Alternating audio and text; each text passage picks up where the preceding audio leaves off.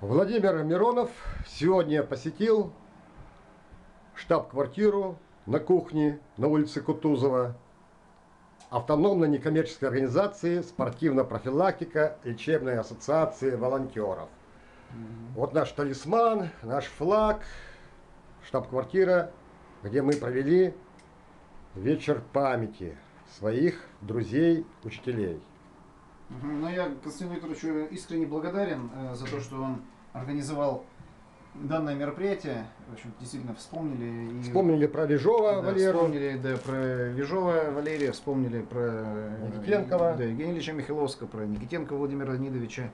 Значит, по результатам нашей вот этой встречи были переданы патенты Вежова Валерия Викторовича на изобретение, и мы сейчас, соответственно, очень плотно займемся все-таки этой темой дальше, чтобы у нас слова не оставались словами.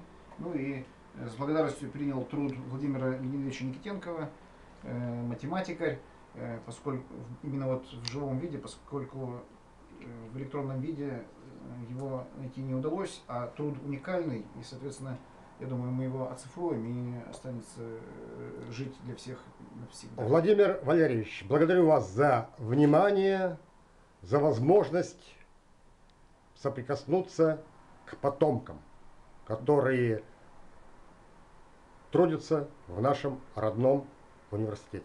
Константин Викторович, вам тоже спасибо за то, что вы такую возможность предоставляете.